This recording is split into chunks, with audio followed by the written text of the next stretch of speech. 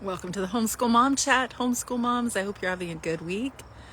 I decided to risk going outside. It looks gorgeous presently, but I did feel a few raindrops just moments ago, so crossing fingers.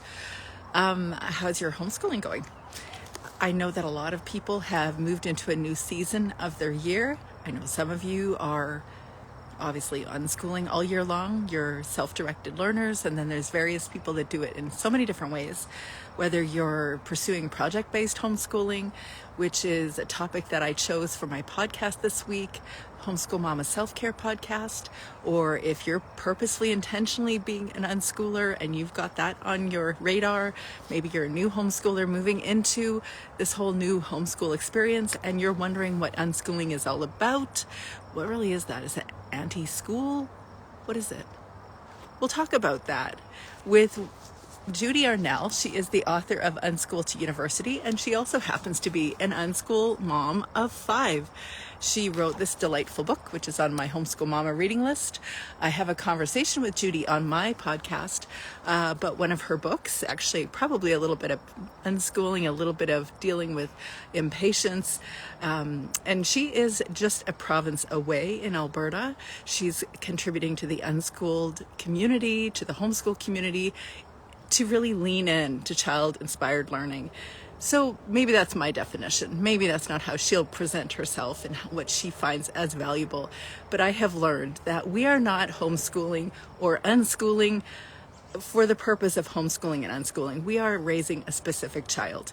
So how we do it really only should be influenced by the child in front of us. And I've found that unschooling has helped me to lean in to child-led or child-inspired learning.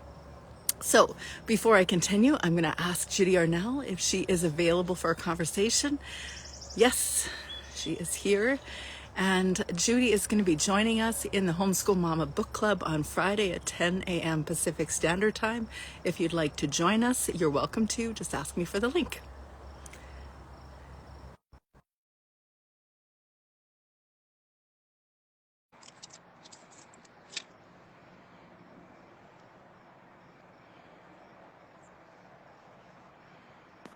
Hey. Hey, lady. Hello. Hi. How you doing? I'm good. How are Good. you? Good. You've been, I was just saying it was raining here in the last 20 minutes, so I'm kind of crossing fingers that it's going to stay like that. But today is the day that I released a project-based homeschool discussion. And honestly, it doesn't matter to me how people homeschool. Like, I'm not helping people do it in a certain way because I've learned that our goal is to raise a specific child. We're not here to raise a method. But I know from experience that leaning into those methods that are more child inspired, they help us both obviously raise the specific child that's in front of us to the best so they can do what they're supposed to do, but also for us to enjoy it more. What's been your experience?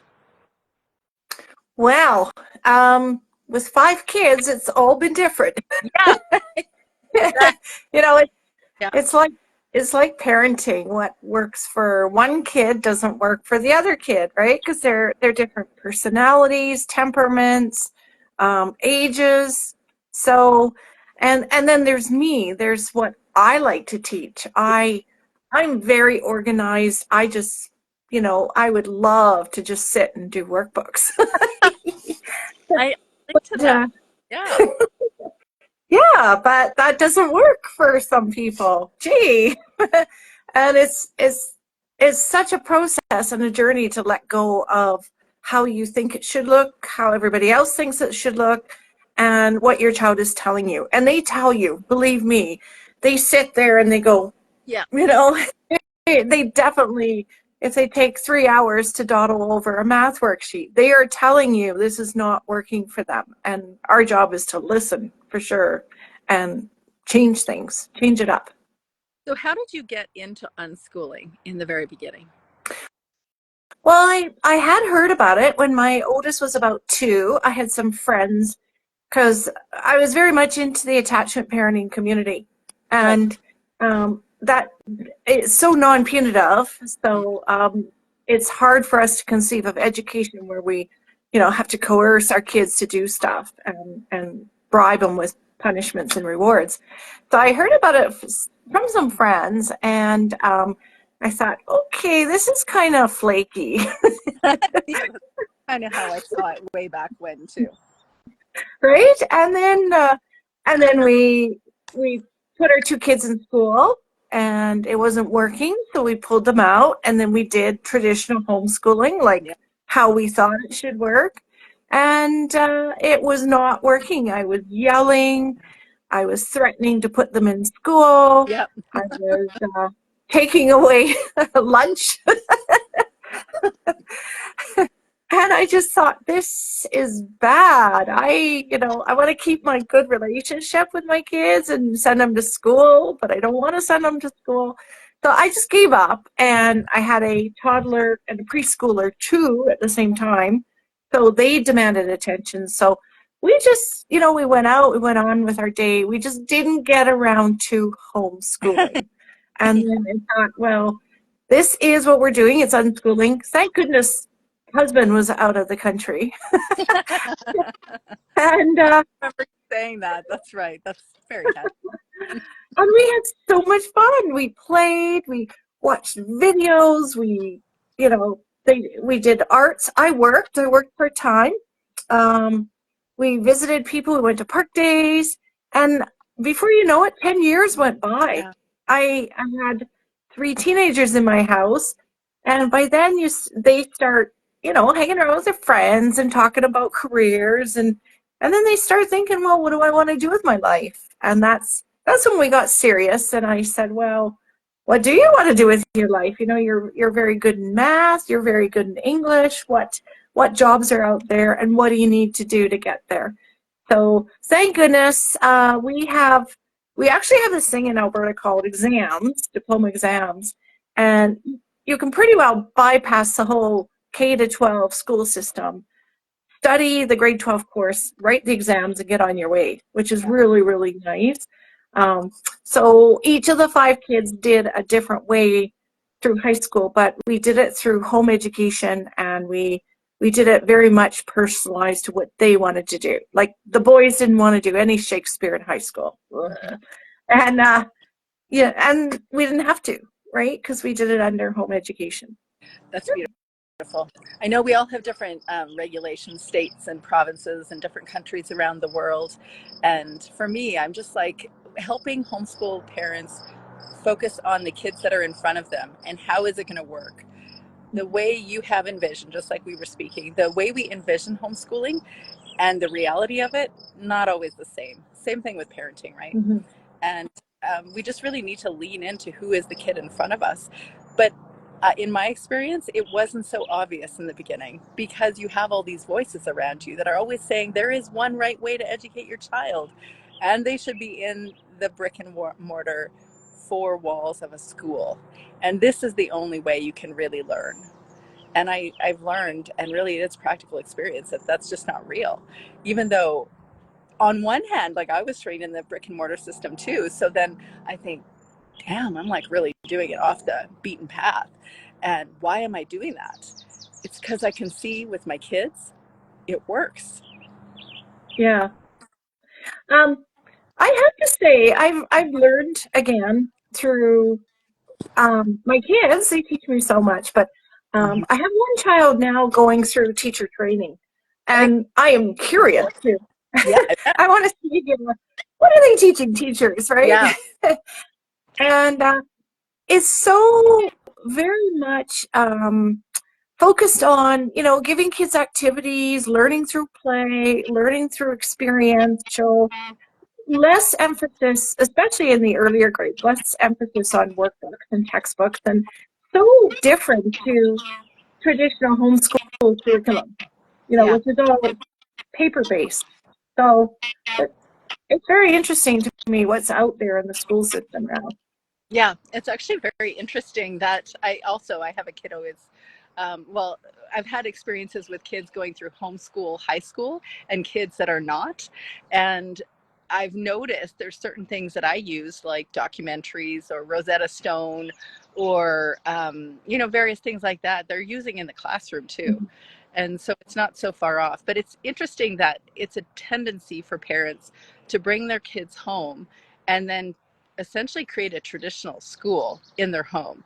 And I 100% did that because my own sensibilities were, oh, I am going to give you so much freedom. And somehow that looked like bookwork from 8 to 3 and read alouds from 5 to 7. Yep, that's right. Yeah. Yeah. And I know that that's a tendency. That's not just me. That is just a tendency. It's like genetically downloaded or something from our culture. And yet No. when you're really observing the child in front of you, no matter who they are, none of them want to do it exactly on script. Mhm. Yeah. Yep, exactly. I mean, I talk to new parents all the time, and they're setting up their schoolroom for kindergarten, and I'm like, no, I just know. keep on playing. That's Yeah. how they learn.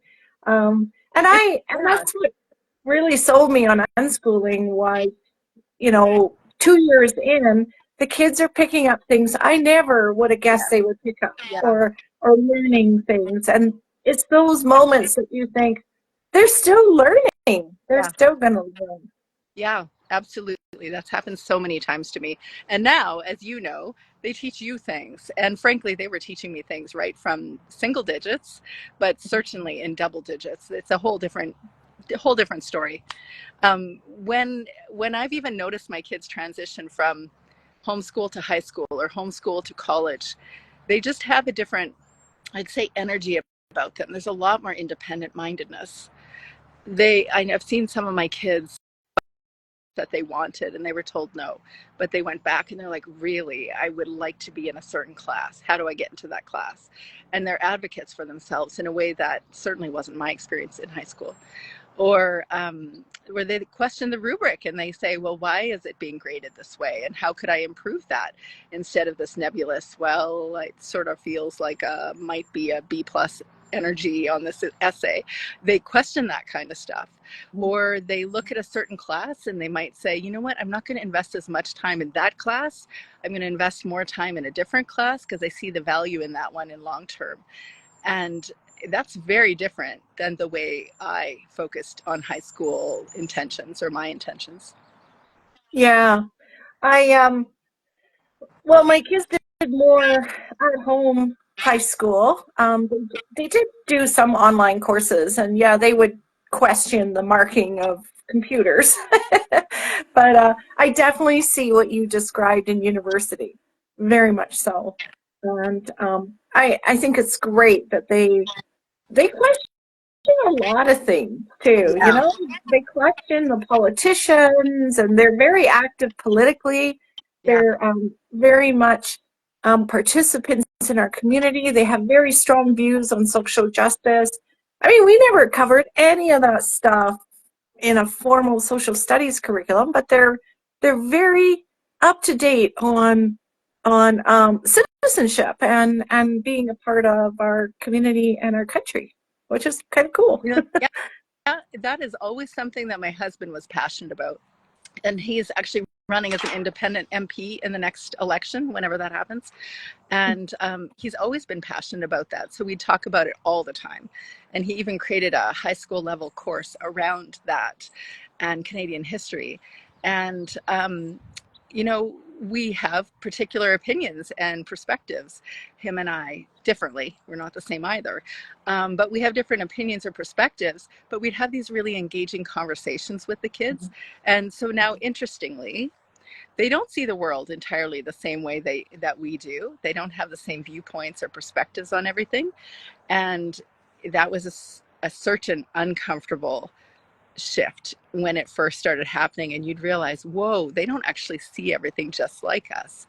But then to realize that actually what we did is help them to see that they can be independent or see things differently, that they can explore things on their own terms. And that I definitely want for my kids. Yeah, I do too. I love that. I hate it that they cancel out my vote with their vote, but we have a lot of good family discussions on, over dinner time on, well, why do you think that way? Why do you think? And oh my gosh, they have educated me on so many things on and the whole notion of privilege and social justice. And nobody's taught them this, right? They have gone out and self-educated themselves, read a lot of stuff, and tried on values for themselves. So it's really good. So, you were following, I think it's 30 families in this Unschool to University book, or this research study behind this book. Have you followed up what some of those families have done, or those kids in those families have done? I have to some. I mean, I've stayed in touch with the moms or the kids, or my kids have stayed in touch with their kids. Yeah. For the most part, a few have dropped by the wayside, but yeah, I have. So, have you noticed a difference between their experience, or how they describe their experience, and maybe your conventional high school experience? Um, well, most of the kids in the book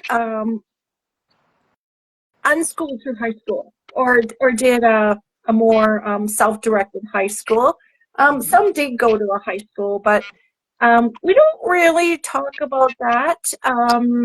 I know the kids do. They compare their experiences. Like, I think I think my kids really, really, if they had to do it again, they do it all again. As adults, they're like, yes, right? Um, and but not all kids think that way either. I think a lot of kids um, may have wanted a more formal high school experience, but again, everybody's different, right? Not Yeah. not all Everybody. 30 kids think the same. Yeah. So they have interesting conversations among themselves about us and homeschooling. It's very good. I like to listen in sometimes. It is intriguing to me, some of the things that they say. Like, even in a Mother's Day card, one of my girls was saying really beautiful things to me, and I was surprised that she referred to me as a teacher. Especially Oh, because I tend to say that I'm not a teacher, I'm a facilitator. And of course I did teach them some things, but I see the mother role, as mothering is teaching. um, and also I had to learn all levels of math until about grade 9. Then I topped out. And there's all sorts of things that I was learning alongside them, so I really didn't identify as a teacher. And especially because it has such a loaded perspective in our culture. But I thought it was really intriguing that she saw it that way, especially because I'd not said that. wow. That's pretty interesting. Yeah, that Yeah.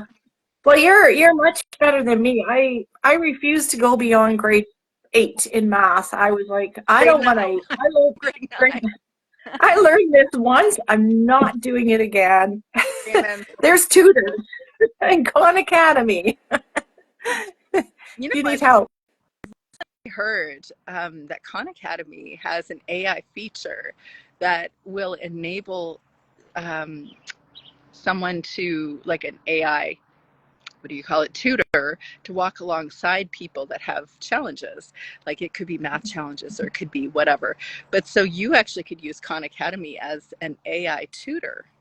I found that Oh yeah, very, that's like next level now. it is, right? It's going to transform education, I think, because I mean, there are limitations to online classes. The teachers post videos, they give lectures, but to have and then they can, assign each kid an AI as their personal um, tutor, instructor. That's going to be a game changer. That's wild to me. Yeah. Yeah. I, I want to make sure to ask. I can go in two different directions here, but I want to make sure to ask, what would you say are the common myths around unschooling that you often hear about? Oh, um, kids are uneducated. Pretty well. Yep. A common thing in media is, oh, those kids won't get a job other than flipping burgers at McDonald's, or, they're never going to learn to read or write. Um, And yeah, meanwhile, and they make up the McDonald's chain, or they're entrepreneurial, so they tend to create their own whenever yeah, they miss their own job. yeah.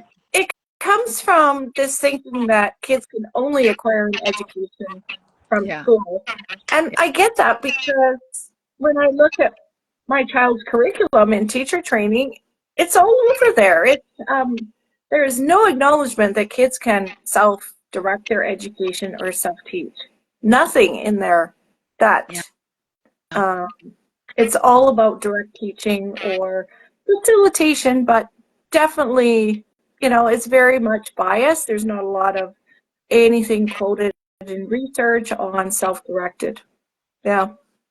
That I think actually is the biggest challenge in the I don't ever want to speak against the school system because I recognize that there's reasons that it's there. There's reasons that, families wouldn't be able to unschool or homeschool.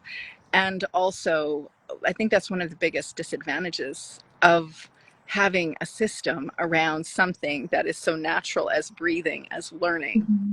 and Mm-hmm. that we're creating this construct that says you can only learn when someone tells you what it is you need to know. Mm-hmm. You only can process or understand things if someone explained it to you. And it just isn't so.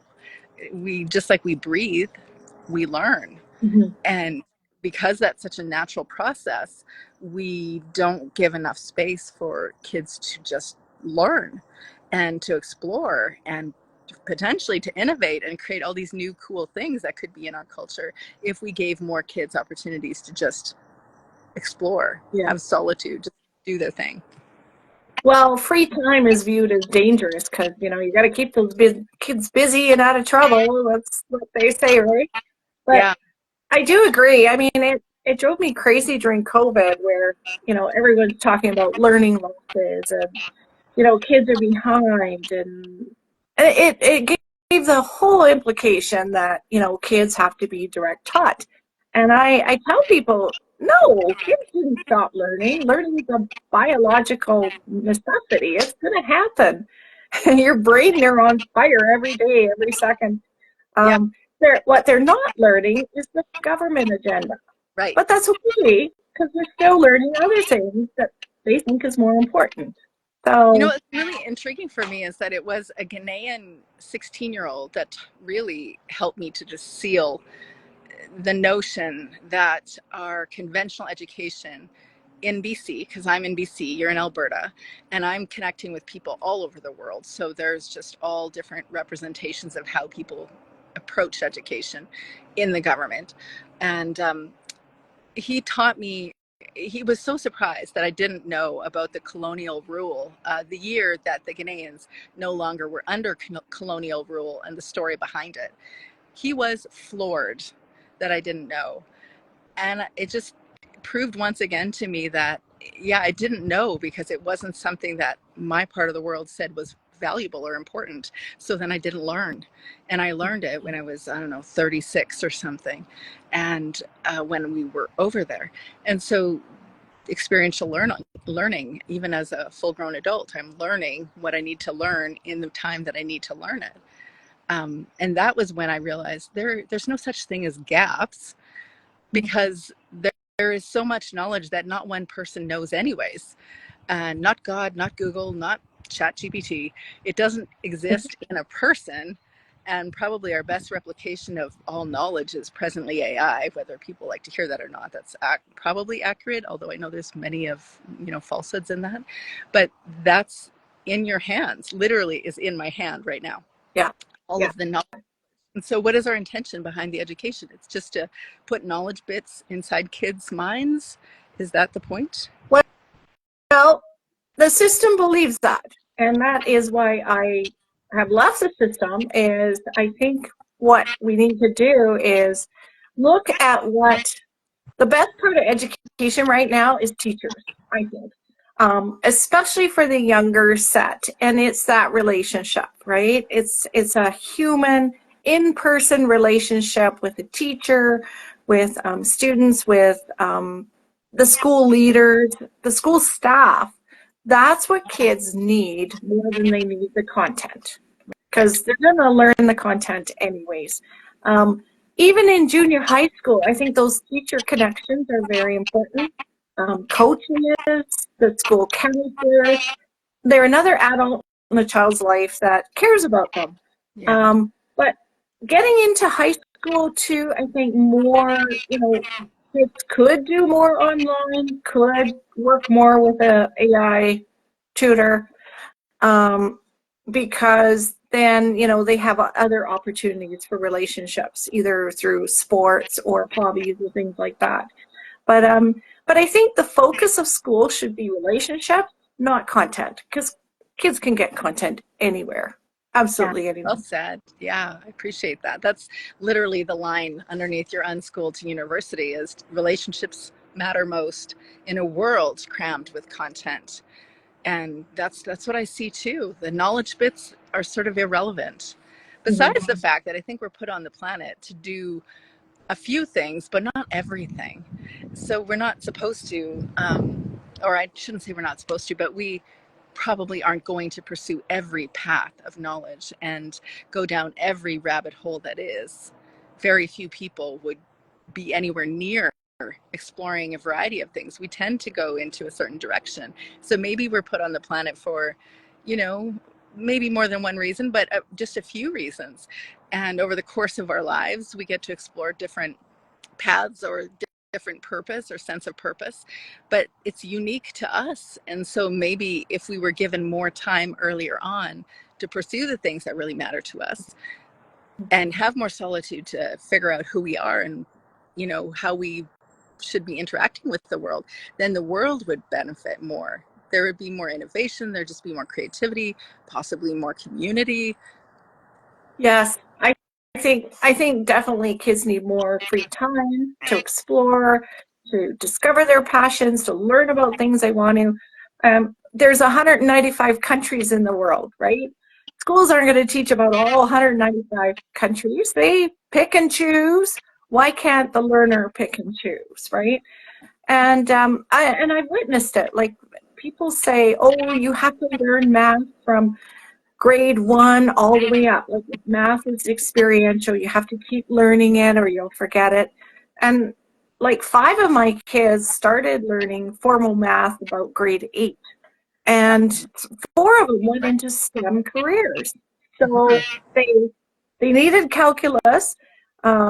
They learn calculus when they need it, when they realize they need it, and then that's when it sticks in their brain, because then they're starting to use it on a daily basis. So we do not have to drum all this information into kids from 6 years of age on. We can start in the teen years and let them play a bit longer.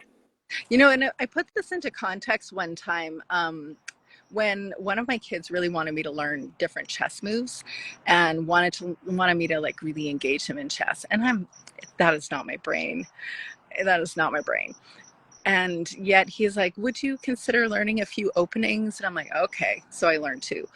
And that was, I still don't remember exactly what they're called, but it was really challenging for me. And the reason I did it is because I wanted to spend time with them. Mhm. And it wasn't because I'm like, woo, a little more logic in my world would serve me well.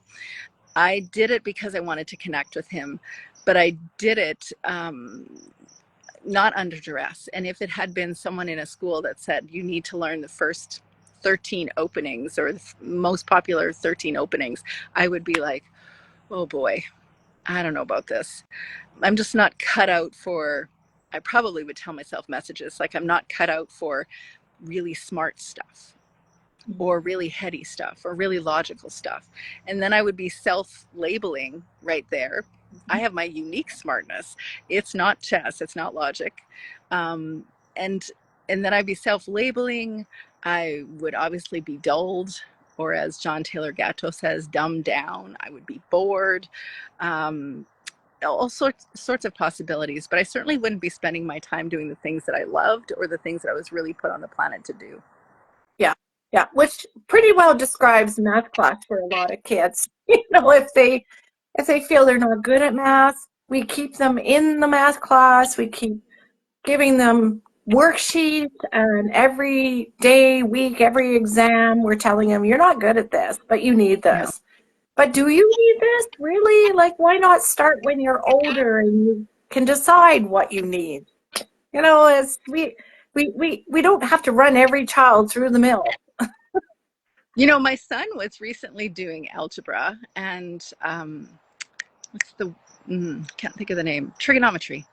And I can remember trigonometry, and it scared me. It really scared me.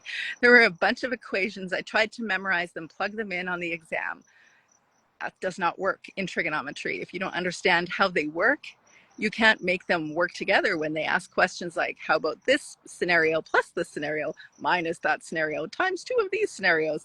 And you actually have to understand how and why they exist.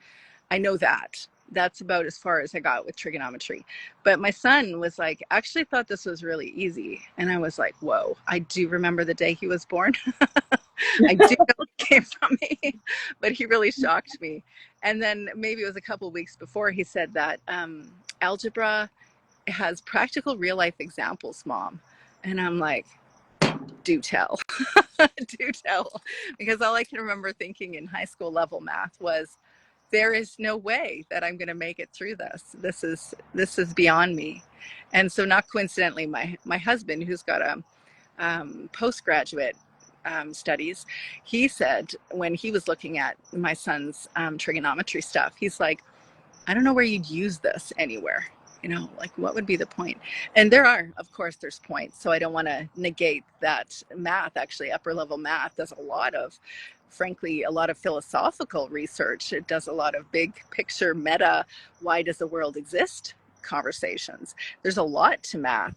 It just is not my passion and my interest. So if it's not mine, should I be trying to put my nose down into this thing so that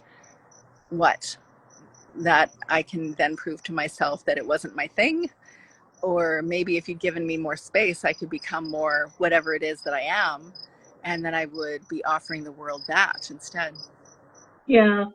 I think, yeah, like why would anybody want to study trig unless you're going into a math career? Like, because yeah, we all know what it is. We all could look it up on Wiki. We could have Chat GPT show us what it's like, how to work it out. But why do we need it if we're not going to use it on a daily basis? And that's how the brain works: is you use it or lose it, right? So I remember trying to learn it again for my first son, who was in grade 10, and from from high school to then, it's cleared my brain. And yeah, it was coming back to me a little bit, but I still had to go through again and figure out how to do it and how to teach it. And yeah, so, oh boy, what's the point? I But appreciated some of the things that you shared at the end of the book, the biggest unschooling bonuses from the team of 30, the 30 kids that you had a research study around. And I know this from my own kids' experience. One of the girls had said, she said, the girls really know themselves and are really confident in what they know they can do. Mm-hmm. And that I see in my kids. And my kids are all very different. Mm-hmm. And yet I still see that inner resolve or confidence, not arrogance, but this inner confidence that I can figure it out. I'm capable of doing this thing. Yeah. And I really love, I think a few of the kids in the 30, they did switch careers. Mm-hmm. But that's good. I mean, we're all learning. Maybe we don't want to be a social worker. Maybe we want to be a politician or whatever, right? But it's flexible enough. We can do that, right? Like just 2 more years of your life, but then you get to do what you want again. And I found my kids definitely they explored their passions, and they definitely went in the careers that they wanted to. So, yeah.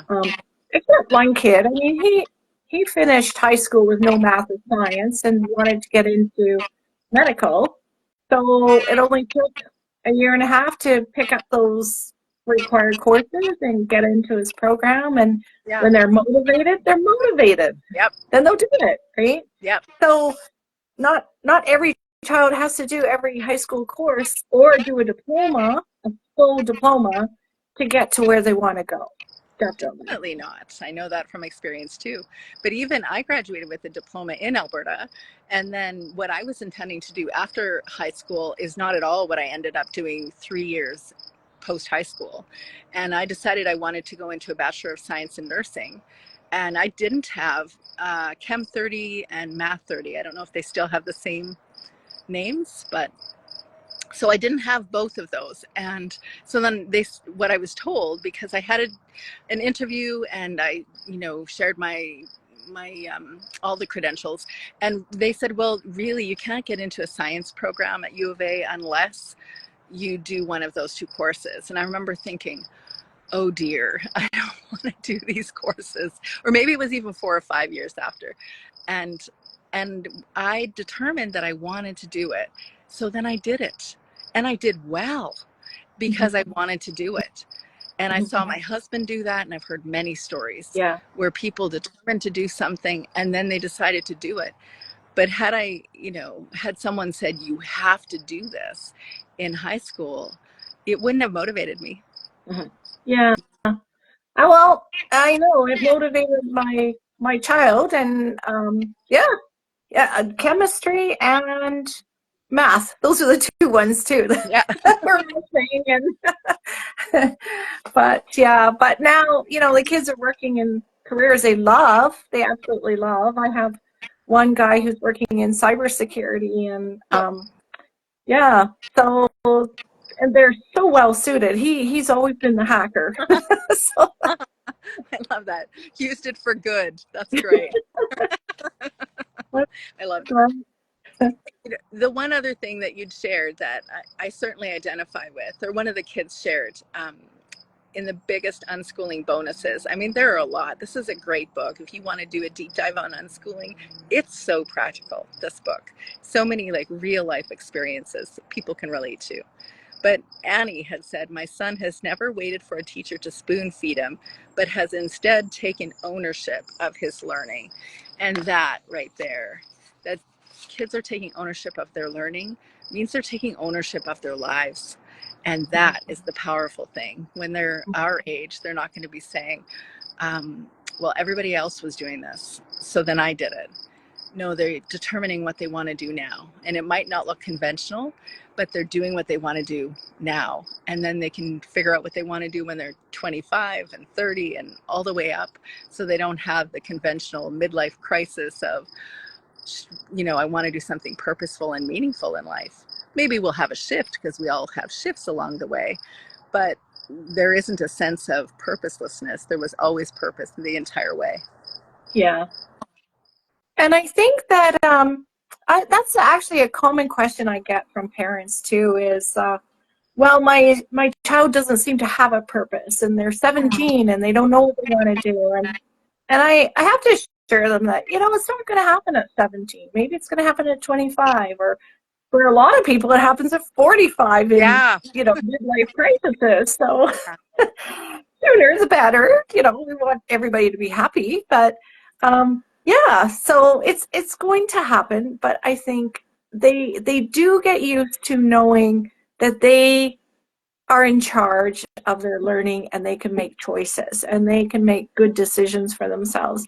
I'm not saying that, all my kids hit brick walls at some point in time, like everybody does in life. You might fail a course, you might not pass an exam, but they're very good at getting back on the horse and trying it again, right? And getting more prepared or whatever they need to do. I think the greatest fear of parents is, will I mess up my child? And it was my greatest fear too. I thought, well, this is not very well researched out there. I'm still experimenting with my kids.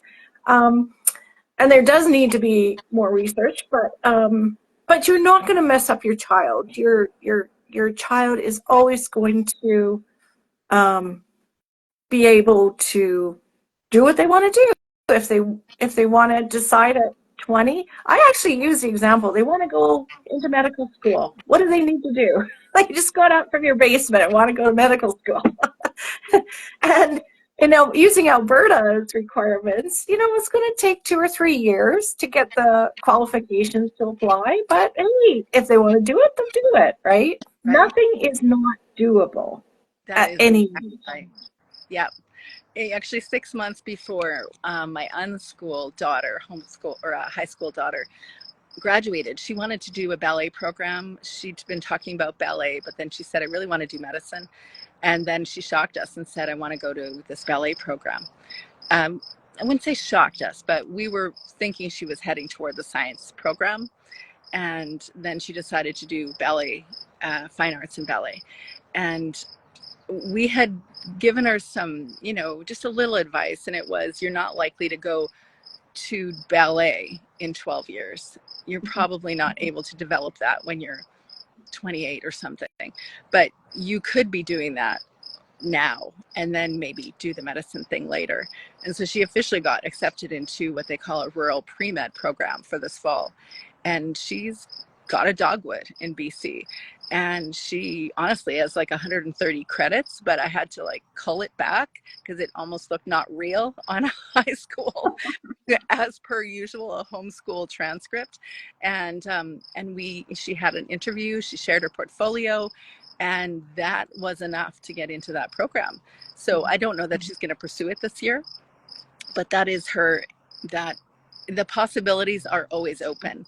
Instead of looking like you said, 18 or 17 or 18 is not the year where you get to decide what you're going to do for the rest of your life. We figured that out various times throughout our lives. I'm 50, and though I absolutely love doing what I'm doing, I know that life sometimes throws you curveballs, and sometimes you're like, you know what, something else is really, grabbing my attention. So I know that happens. And yet I think our goal is to live as purposefully and present as we can. And that is something we can do when we invite our kids into getting to know themselves better, being with solitude more, and really pursuing their learning. Yeah, absolutely. I mean, life doesn't start at age 22 when you've graduated university. It starts when you're born. And yeah, our purpose is to enjoy it, enjoy what we're doing, pursue our interests, have a purpose, care for others, like all kids can do that for sure. And on the ballet, we just, in Canada, we've had our first figure skater champion, and she was 40. Yeah, she won a world's title with her partner in pair skating, and she was 40 years old. That's so impressive. If you want to do it, don't anytime. Wow. Maybe not 60, but I am not seeing me. That's the point. I wasn't meant for it. That's amazing. That's beautiful. Yeah.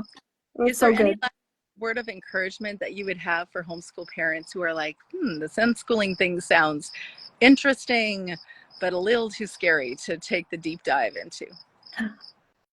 I would say try it for a year. You can't mess up if you just not use curriculum for a year. And be observant, observe what your kids are learning. When you see those aha moments, write them down. Keep a little booklet, write them down, video, take a picture.